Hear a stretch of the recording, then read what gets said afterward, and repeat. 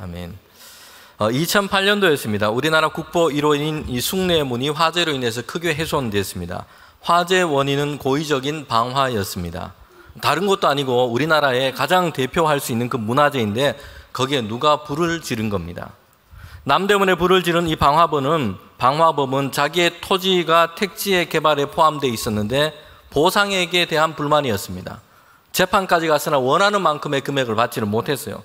그래서 화가 나서 홧김에 분노 가운데서 신라통과 라이터를 들고 숭례문에 들어갔습니다. 그리고 불을 붙인 것입니다.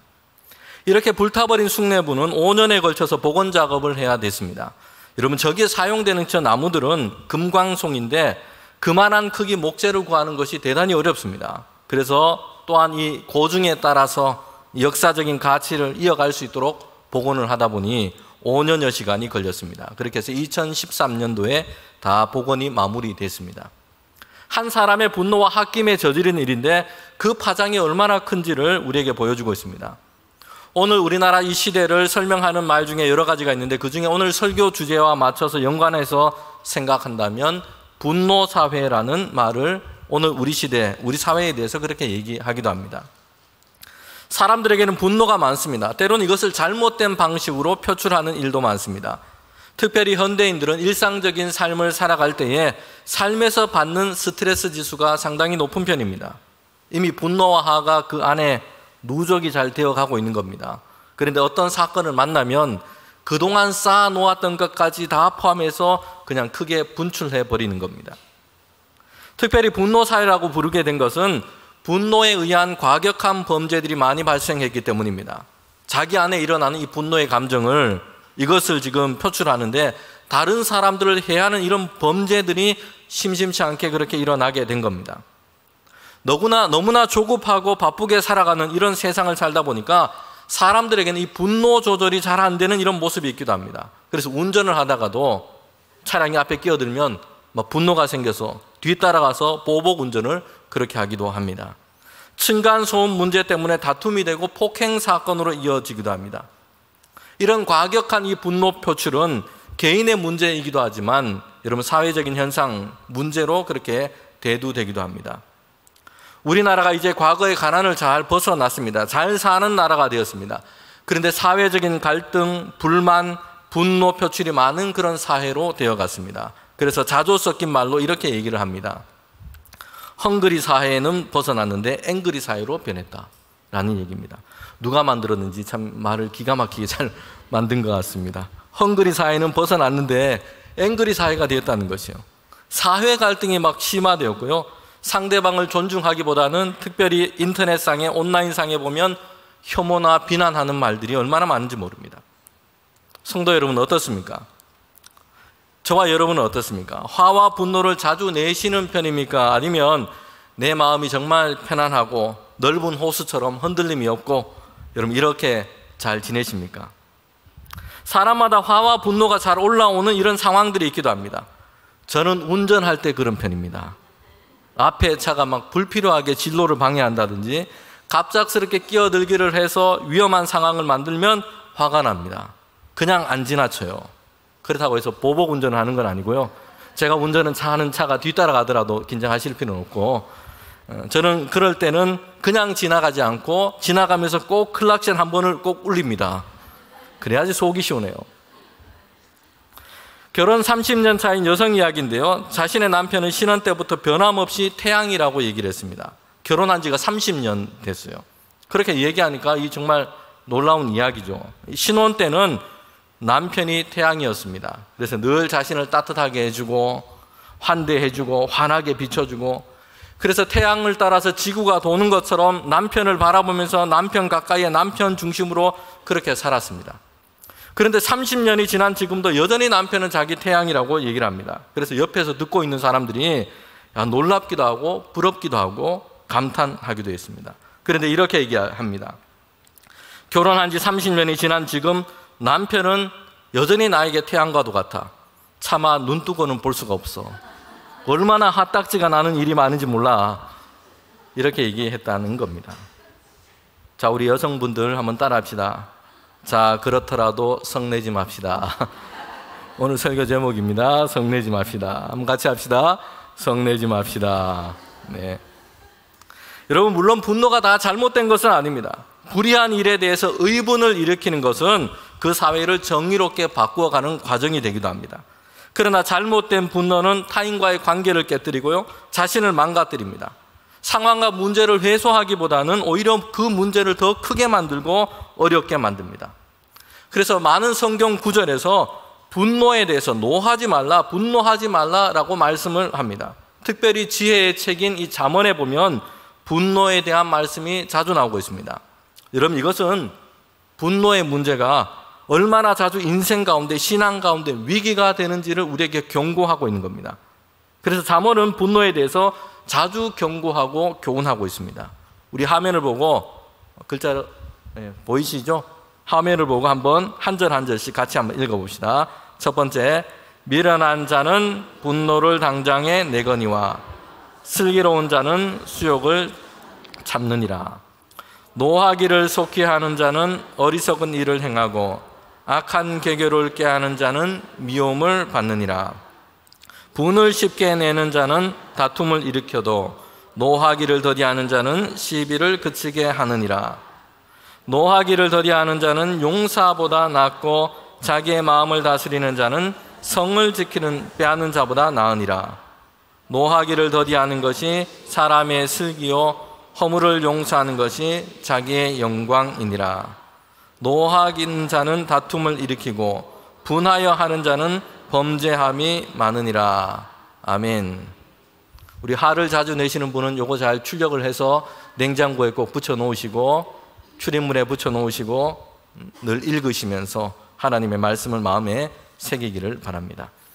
여러분, 야고보 사도도 우리에게 이렇게 얘기를 합니다. 분냄에 대해서 경고를 하는데 야고보서 1장 19절부터 20절 말씀인데 저와 여러분이 다시 한번 함께 읽도록 하겠습니다.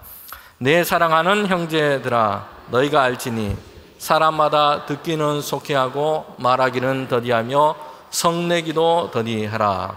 사람이 성내는 것이 하나님의 의를 이루지 못함이라. 아멘. 하나님의 말씀도 마찬가지고 다른 사람의 말과 마음도 듣는 것은 속히하고요, 말하고 성내는 것은 어떻게 하라고 얘기합니까? 더디해라. 좀 이해가 안 돼도, 좀 화가 나는 부분이 있어도 속히 곧장 즉시 쏟아내지 말고 더 생각하고 더 기도하고 더 온유하게 참고 그렇게 하라는 것입니다. 그렇게 해야 하나님의 의를 이룰 수 있다고 말씀합니다. 여러분, 교회에서 우리가 하는 모든 일은 하나님의 의를 세워가는 것입니다. 그렇기 때문에 화내고 성내면서 하는 것은 아무것도 하지 못하는 것이요, 하나님의 의를 이룰 수 없기 때문입니다. 그렇게 해서 뭘 많이 한다고 해도 아무것도 못하는 것이요, 하나님의 의가 세워지지 않기 때문입니다. 화내고 분을 낼 때 그렇게 되는 것입니다. 사도 바울도 에베소에서 이렇게 말씀하고 있습니다. 에베소서 4장 26절 27절 말씀인데 다시 한번 우리가 함께 이 말씀 읽겠습니다. 분을 내어도 죄를 짓지 말며 해가 지도록 분을 품지 말고 마귀로 틈을 주지 말라. 아멘. 여러분, 여기서는 분노가 죄를 짓는 것과 연결이 된다는 것입니다. 분을 내다가 이것으로 인해서 그냥 죄를 짓고 그렇게 쉽게 죄 가운데 빠지게 된다는 것이죠. 그래서 분노는 마귀가 틈을 타는 경로가 될 수 있습니다. 분내는 일을 이렇게 주의해야 한다는 것입니다. 성도 여러분, 우리가 화가 나는 일, 분노가 솟구치는 일, 이런 일이 살다 보면 한두 가지겠습니까? 오늘도 하루를 보내면서 교회 오시기 전까지 여러분 몇 번이나 이런 상황을 아마도 마주하기도 했을 겁니다. 그러나 주의해야 합니다. 분노와 화 가운데 우리가 죄를 짓게 되고 분노는 틈이 됩니다. 그래서 마귀가 우리를 넘어뜨리는 시험이 들어오는 그런 틈이 된다는 것입니다. 그렇기 때문에 분노하고 화를 자주 내는 것은요, 지금 우리가 강도 앞에 우리 집 대문을 지금 활짝 열어놓은 것과 같은 것이에요. 마음 단속을 잘해야 되는데 분노하고 화내는 것은 강도 앞에다가 우리 집의 대문을 다 열어놓는 것과 마찬가지입니다. 잘못된 화와 분을 내는 것으로 여러분, 우리는 하나님의 의와 하나님의 일을 이루어갈 수 없습니다. 이것을 기억하기를 바랍니다. 오늘 우리는 지독하게 화를 내고 분노를 품고 있는 이 선지자를 보게 됩니다. 요나가 그랬습니다. 그는 니느웨 성에 가서 하나님의 말씀을 전했습니다. 그런데 그 결과를 보고 요나는 지금 심하게 화를 내고 있다는 겁니다. 여러분, 요나가 어떻게 니느웨 성에 가게 되었습니까? 원래 요나는 도망했던 선지자였어요. 그런데 하나님께서 그 은혜로 요나를 추적하셨습니다. 다시 그곳으로 보내시게 된 겁니다. 요나는 하나님의 명령을 피해서 도망하다가 풍랑을 만났고 물고기 뱃속까지 들어갔습니다. 그런데 이렇게 해서 하나님께서는 요나의 그 길을 막으셨습니다. 요나를 항복하게 하신 겁니다. 수월과 같은 이 물고기 뱃속에서 요나가 기도할 때에 하나님은 그에게 다시 은혜를 베풀어 주셨습니다. 물고기가 요나를 육지에 토해내도록 하신 겁니다. 그리고 다시 하나님께서는 요나를 선지자로 부르셨어요. 그에게 전할 말씀을 다시 주십니다. 하나님은 은혜로 요나를 이렇게 대하셨습니다. 선지자가 말씀대로 가지 않고 하나님께서 말씀하시고 명령한 대로 가지 아니하고 도망을 갔어요. 잠들어 버렸습니다. 그런데 이런 요나를 하나님은 그냥 내버려 두지 아니하시고 죄악의 길, 파멸의 길로 가는 요나를 다시 붙으셨어요. 그리고 다시 하나님이 보내시는 선지자로 이 요나를 세우신 것입니다. 그리고 다시 요나에게 새로운 기회를 주신 것입니다. 선지자 요나는 이번에는 그래서 니느웨로 가라라는 하나님의 말씀을 따라서 갑니다. 풍랑에 갇히고 물고기 뱃속에 떨어지고 이 온갖 고생을 다 한 후에 다시 하나님께서 보내신 그곳으로 가게 된 겁니다. 여러분, 요나 입장에서는요, 하나님께서 이 말씀 처음 주셨을 때는 자기 생각과 마음에는 이게 싫었습니다. 원수 같은 이 니느웨에 가서 하나님의 말씀을 전한다는 것이 이 마음에 정말 불편하고 내키지 않은 것이었어요. 그리고 하나님의 말씀대로 거기 간다면 위험하고 고생스러운 일이 많을 것 같습니다. 그래서 하나님의 말씀을 따르지 않고 도망을 했어요. 그러다가 결국에는 더 험한 시간, 더 어려운 시간을 다 보내게 되었습니다. 그리고 다시 돌고 돌아서 이제 하나님께서 처음 주신 그 말씀대로 니느웨로 가게 된 겁니다. 이렇게 보면 처음부터 말씀대로 갔더라면 덜 돌고 덜 고생했다, 이런 생각이 듭니다. 더 좋았을 거다라는 생각이 듭니다. 사실 우리도 요나와 같이 살았을 때가 있습니다. 그냥 처음부터 하나님의 말씀대로 따라갔으면 됐는데 그렇게 하지 않은 것이에요. 내 생각대로 재고 내 고집대로 다른 길로 가보고 그러다가 돌고 돌아서 다시 그 자리로 오게 된 겁니다. 제가 신학대학원 가보니까요, 이런 분들이 거기 꽤 많더라고요. 보니까 자신의 삶에 대해서 이야기하는데 젊은 시절에 목회자로서 소명을 주셨는데 이 생각해 보니까 힘들어 보여요. 그때는 자기가 하고 싶은 게 또 있어요. 그래서 목회자로 사는 것보다 다른 일 하면서 자유롭게 사는 게 좋겠다, 이렇게 생각합니다. 그래서 다른 길로 가고 돌고 돌다가 실패하고 어려움 다 겪고 나중에 다시 그 자리로 돌아오게 된 겁니다. 물론 그 시간과 경험이 이게 가치가 없다는 것은 아닙니다. 충분히 가치가 있습니다. 그런데 후회는 있습니다. 좀 더 젊을 때, 그때 하나님께서 인도하신 그때로, 그때 내가 왔더라면, 바로 그때 순종을 했더라면, 이런 생각을 하게 된다는 겁니다. 요나도 선지자이지만 하나님의 말씀 따르는 것이 부담스러웠습니다. 자기 생각에 잘 맞지 않았다는 것이요. 그리고 그렇게 했다가는 어려움 겪을 것 같습니다. 그래서 다른 길로 갔습니다. 오히려 그러다가 더 고생스럽고 힘들었어요. 그리고 결국 다시 돌아서 그 자리로 돌아온 것이에요. 온갖 고생과 힘든 것을 다 경험했습니다. 그때서야 하나님의 말씀을 따라서 살지 말고 지금 믿음으로 이제 그 말씀대로 그렇게 그때 내가 살았더라면 라는 생각이 드는 것입니다. 여러분, 우리는 하나님께서 우리에게 말씀을 주실 때 그 말씀을 그때 따라서 살고 지금 믿음으로 그 말씀을 따라서 사는 것이 여러분 우리에게 유익이 될 줄 믿습니다. 여러분, 이렇게 해서 요나가 다시 하나님의 명령을 듣고 이제 니느웨로 가게 됩니다. 그리고 하나님께서 주신 이 메시지를 선포하게 됩니다. 그런데 어떻게 되었습니까? 니느웨에 오기까지는 했지만, 하나님의 주신 말씀을 선포하긴 했지만, 여러분, 그런데 요나의 마음속에는 전적으로 그의 마음과 생각이 다 하나님의 뜻과 하나가 되지를 못했어요. 불충분한 순종이었다는 겁니다. 여전히 마음속에는 불편한 게 있어요. 자기 마음에 내키지 않는 게 있는 겁니다. 그래서 니느웨에 가서 메시지를 외치는데 어떻게 하냐면, 니느웨 성은 대단히 큰 성이에요. 그 둘레만 걸어도 3일 이상이 걸립니다. 그런데 요나는 하루 동안만 걸어 다니면서 이제 메시지를 외치는 것입니다. 그 메시지도 매우 짧습니다. 40일이 지나면 니느웨는 무너진다라는 것입니다. 요나는 별로 최선을 다하고 있지 않습니다. 마음을 다해서 열심히 하는 것으로 보이지 않아요. 그냥 해야 하니까 하는 정도로 그냥 그렇게 니느웨 성을 다니면서 외친 것에 불과합니다. 여러분, 그런데 어떤 일이 일어났습니까? 생각지 못한 일이 일어난 것이요. 니느웨 사람들이 하나님을 믿고 금식을 합니다. 막 높은 사람부터 낮은 사람까지 할 것 없이 굵은 베옷을 입고 회개를 합니다. 더군다나 니느웨 왕까지 이 소식을 듣게 됩니다. 그리고 왕까지 나서서 왕의 자리에서 내려와서 왕의 옷을 벗고 베옷을 입습니다. 잿더미 위에 앉아서 하나님께 부르짖으면서 회개를 한 겁니다. 온 나라에 조서를 내리는데 사람은 물론이고 소나 양, 짐승까지 먹을 것을 입에 대지 않고 다 굵은 베옷을 입게 합니다. 그리고 하나님께 부르짖으면서 악한 길과 그들의 손으로 행한 그 강포한 일에서 우리가 돌아서서 하나님께 나아가 회개하도록 그렇게 한 것입니다. 여러분, 이 니느웨 사람들은요, 당시 잔혹하고 강포한 사람들로 아주 소문이 자자한 사람들이었어요. 전쟁을 하면 보통으로 하지 않아요. 쳐들어간 그 땅, 침략한 그 땅을 완전히 황폐하게 짓밟아 버립니다. 더 이상 저항하거나 덤벼들지 못하도록 잔혹하게 사람들에게 겁을 줍니다. 그렇게 전쟁을 했던 것이 아수르 민족이었어요. 니느웨 성 사람들이라는 겁니다.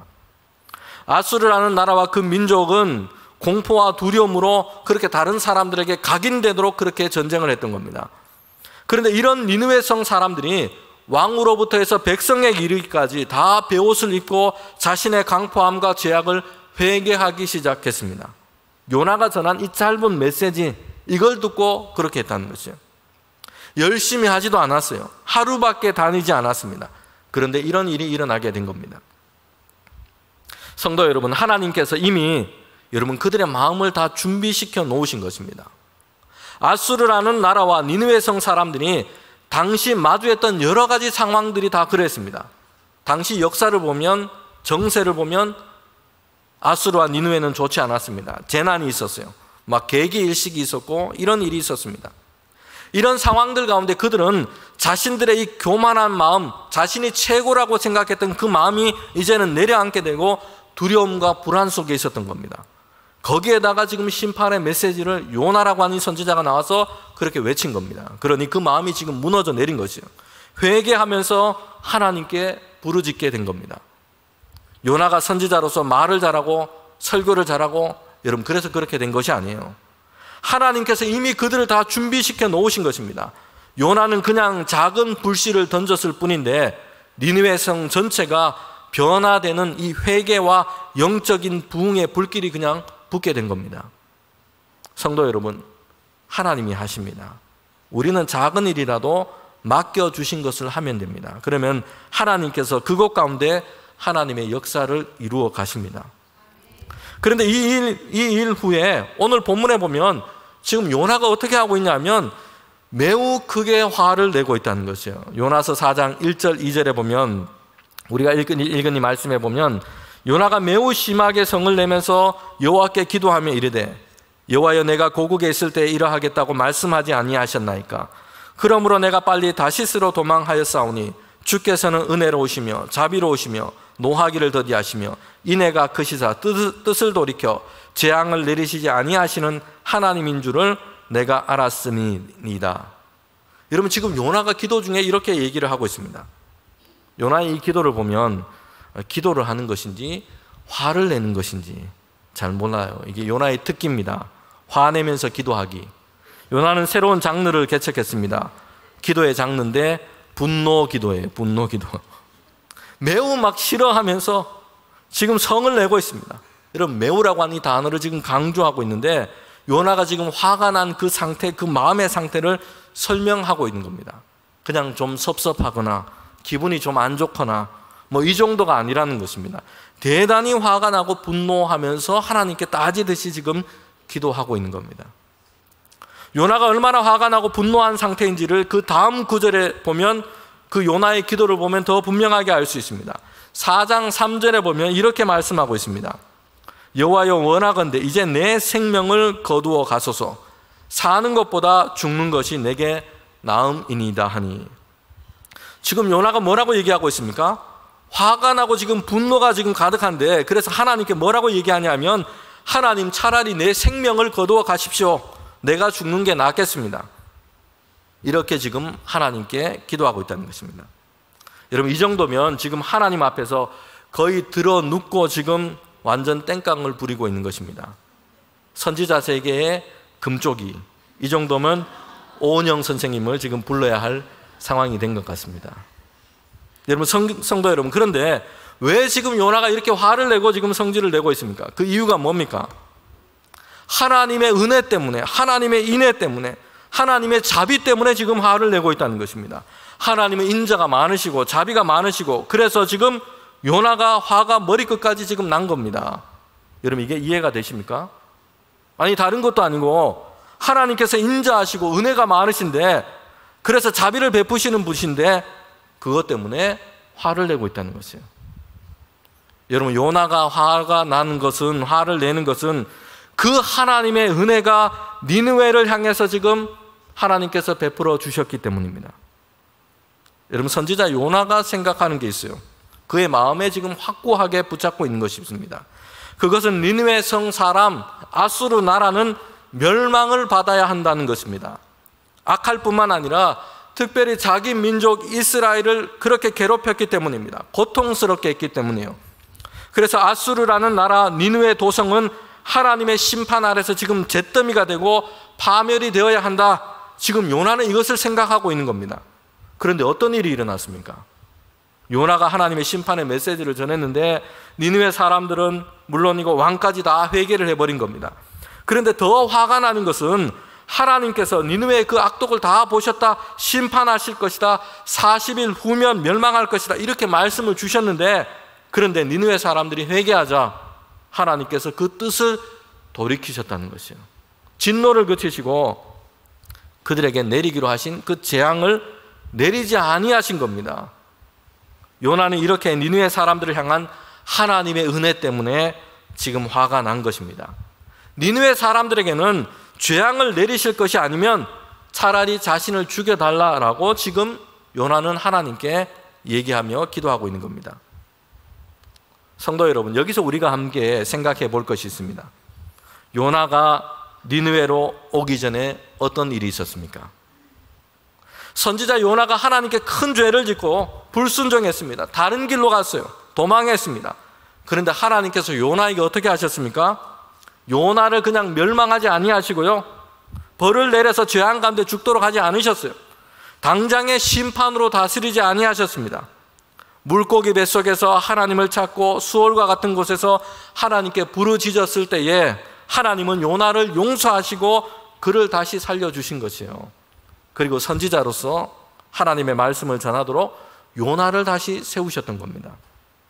요나는 죄인된 자기를 향한 하나님의 은혜와 하나님의 이 구원하심, 하나님의 용서를 경험했습니다. 죄인된 자신을 향한 하나님의 용서와 그 은혜 때문에 그는 살았습니다. 그래서 자기에게 베풀어 주신 그 하나님의 자비, 그 은혜에 감사하면서 찬양하고 그렇게 기도했습니다. 요나서 2장 9절에 요나가 이렇게 얘기하죠. 나는 감사하는 목소리로 주께 제사드리며 나의 소원을 주께 갖겠나이다. 구원은 여호와께 속하였나이다. 이렇게 그가 찬양했다는 것입니다. 성도 여러분, 한번 보세요. 자신은 지금 죄를 짓고 도망했습니다. 그런데 하나님께서는 그를 용서하시고 그에게 은혜를 베풀어 주셨어요. 요나는 자신을 향한 하나님의 자비, 그 은혜 때문에 감사하고 하나님을 찬양했습니다.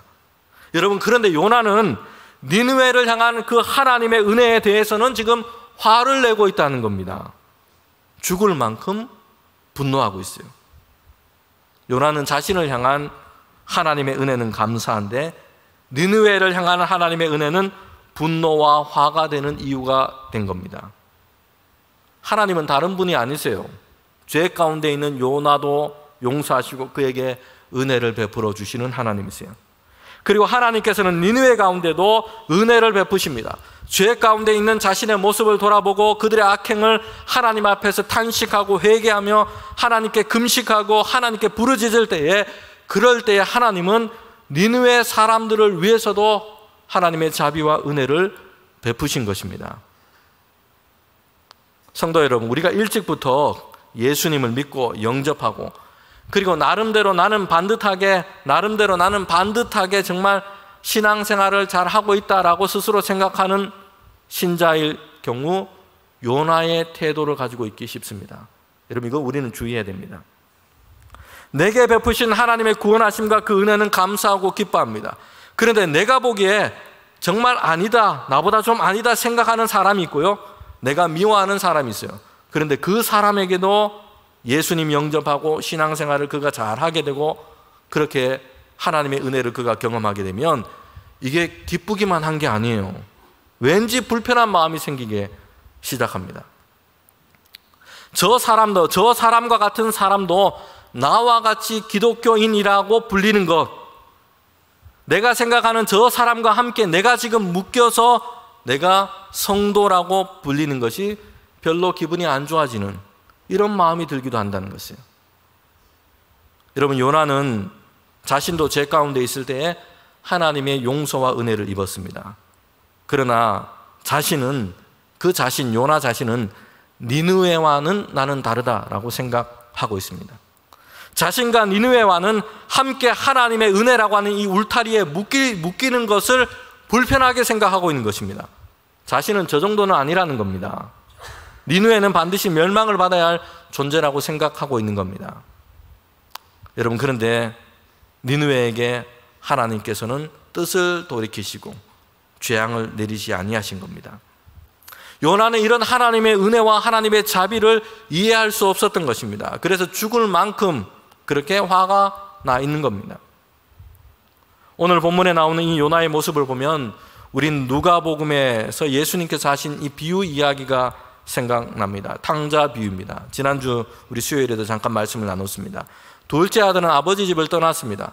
유산을 다 요구해서 그걸 가지고 아버지 집을 떠나서는 허랑방탕하게 살았습니다. 재산을 다 탕진했어요. 남의 집에서 돼지를 치는 신세가 됩니다. 너무 배가 고파서 힘들고, 그래서 아버지 집의 생각이 났습니다. 나를 하인으로 종으로만 받아줘도 좋겠다 생각하면서 아버지 집으로 돌아가요. 그런데 아버지가 이 돌아온 아들을 보면서 껴안고 기뻐합니다. 좋은 옷으로 갈아입히고 이제 잃었던 아들이 다시 돌아왔다면서 반지를 끼웁니다. 종이 아니라 아들로 그 아들을 환대합니다. 그리고 살찐 송아지를 잡아서 이제 잔치를 합니다. 성도 여러분, 그런데 그때 첫째 아들이 들판에 있다가 여러분 돌아옵니다. 집 가까이에 이르렀는데 집에서는 막 풍악 소리, 잠치 소리, 춤추는 소리가 막 들립니다. 지금 잔치가 벌어진 겁니다. 그래서 무슨 일인가 해서 종에게 물어봐요. 종이 이야기해 줍니다. 당신의 동생이 돌아왔습니다. 그래서 당신 아버지가 너무 기뻐서 지금 살찐 송아지를 잡고 지금 잔치를 하고 있습니다. 여러분, 그런데 이때 첫째 아들의 반응이 어떠냐 하면요, 누가복음 15장 28절에 보면 이렇게 얘기합니다.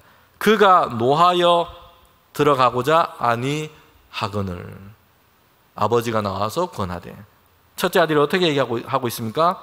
노해서, 분노해서 집에 들어가는 것조차 싫어했다는 것이에요. 그의 반응은 화가 나는 것이에요. 그러면서 자신은 아버지 집에 있었고 아버지 곁에서 일을 했고 그럼에도 이런 잔치를 베풀어 준 적이 없는데 원망과 불평을 쏟아냅니다. 여러분, 렘브란트가 그린 탕자의 귀환이라는 이 그림을 보면 여러분 보시기에 오른편에 지금 깍지를 끼고 이렇게 좋은 옷을 입고 옆에 서 있는 저 사람이 첫째 아들입니다. 그는 손에 깍지를 끼고는 냉소적으로 지금 곁에서 이 광경을 지금 보고 있는 것입니다. 아버지는 손을 벌려서 지금 아들을 안고 있는데 여러분, 첫째 아들, 그 형은 손을 딱 끼고는 그렇게 냉소적으로 이 광경을 보고 있는 거예요. 여러분, 이 이야기에서 첫째 아들은 아버지 집을 나가지 않았습니다. 집에 있었어요. 그런데 첫째 아들도 아버지의 마음을 모르는 건 마찬가지입니다. 첫째 아들은 집에 있는 잃어버린 아들, 탕자였던 겁니다. 둘째 아들은 집 나간 탕자고 그렇습니다. 여러분, 그런데 예수님은 이 비유를 언제 하셨냐면 누가복음 15장 1절과 2절에 보면 예수님께서 세리와 지금 죄인들과 함께 말씀을 가르치시고 그들과 함께 식사를 하며 이런 일을 했습니다. 그러다 곁에 있던 이걸 봤던 바리새인과 서기관들이 수군거리면서 얘기를 합니다. 저 사람이 지금 죄인들을 영접하고 저들과 함께 음식을 먹는구나 라면서 비난하고 숭군거렸던 겁니다. 이에 예수님께서 이 비유 이야기를 하신 것이에요. 여러분, 예수님께서는 당시 사람들에게 세리와 죄인 취급당했던 이들과 함께 말씀을 나누시고 가르치시고 함께 식사를 하셨습니다. 그러니까 나름대로 스스로 경건하다고 생각했던 유대인들, 그 부류의 사람들은 이런 예수님의 이 모습을 보면서 수군거렸던 겁니다. 야, 저렇게 어떻게 저런 사람들과 함께 하냐? 저 방탕한 죄인들과 어떻게 함께 할 수 있느냐? 식사를 하느냐? 함께 이야기를 나누느냐? 비난했던 것입니다. 여러분, 여기에 대해서 예수님께서 지금 비유로 하신 것 중에 하나가 잃은 아들의 비유인 겁니다. 여기서 집 떠나 허랑방탕하다가 아버지 집으로 돌아온 둘째 아들은 누구를 가리키겠습니까? 세리, 죄인 취급당했던 이들입니다. 하나님은 그들도 돌이키실 때 용납하시고 하나님의 자녀로 그들을 안으시는 것이요. 그런데 집 떠나서 방탕한 아들만 문제가 있는 것이 아니고요, 아버지 집에 있는데 전혀 아버지의 마음을 알지 못하는 아들이 있는 겁니다. 몸은 거리상으로 아버지 가까이 있어요. 그러나 마음과 생각은 아버지와 함께하고 있지 못한 겁니다. 그래서 집 떠난 아들이 자신의 형제가 돌아왔음에도 기뻐하고 있지 않습니다. 오히려 아버지가 그 아들을 받아주고 잔치를 베푸는 것에 지금 화가 나고 분노하고 있다는 겁니다. 여러분, 첫째 아들 역시 아버지의 사랑, 하나님의 은혜를 알고 있지 못한 채 지금 아버지 곁에 있는 겁니다. 성도 여러분, 우리가 이미 예수님을 믿고 신앙생활을 오래 해오면서 자칫 요나와 같은 태도로 있기 쉽습니다. 그리고 누가복음의 비유에 있는 첫째 아들처럼 되기가 쉽습니다. 하나님의 긍휼과 은혜가 필요한 다른 사람에 대해서는 차갑고 냉소적으로 대하는 경우들이 있습니다. 저 사람은 어렵다. 야, 저 사람은 안 돼. 우리 자신이 사람을 향한 하나님의 은혜에 대해서 우리 자신이 판단하고 결정해 버리는 겁니다. 그러나 그것은 우리의 권한이 아닙니다. 하나님은 하나님께서 구원하실 만한 자를 구원하시고, 하나님은 하나님께서 은혜 베풀 만한 자를 하나님의 뜻 가운데 은혜를 베푸십니다. 그것은 하나님께서 하실 일입니다. 요나는 하나님의 메시지를 전하는 예언자입니다.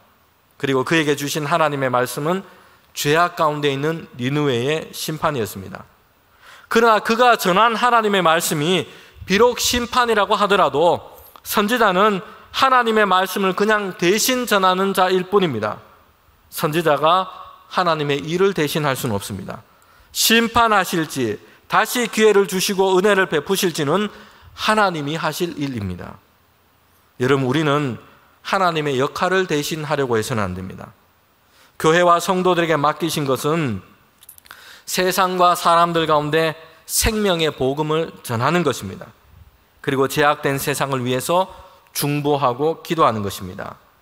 죄악된 세상 가운데서도 믿음을 지키며 선으로 악을 이기도록 그렇게 살도록 우리를 부르셨습니다. 우리에게 심판의 역할을 맡기시지 않으셨다는 것이에요.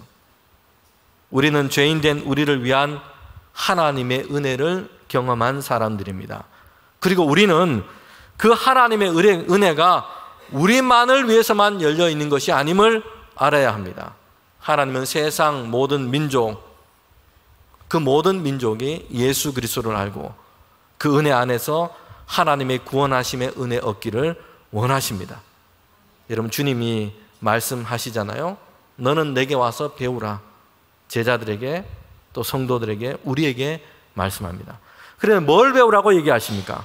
막 물리를 걷고 죽은 자를 일으켜 세우고 이런 것이 아니었어요.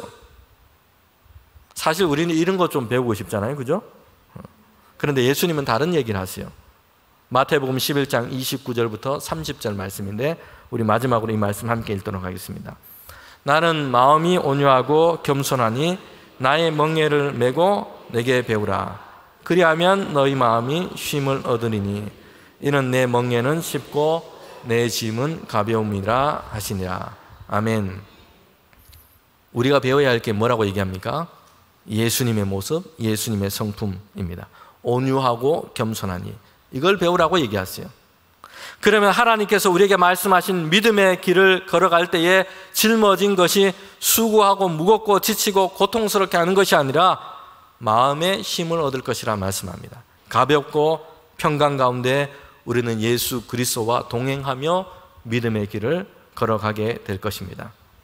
하나님께서 행하신 일에 성내지 말고 우리에게 이루신 그 은혜의 역사가 이제 세상 가운데 우리와 교회를 통해서 더욱 확장되고 증거되기를 원하면서 여러분, 저와 여러분이 기도자요, 전도자요, 그리스도의 은혜를 전하는 중보자로 살아가기를 주님의 이름으로 축원합니다.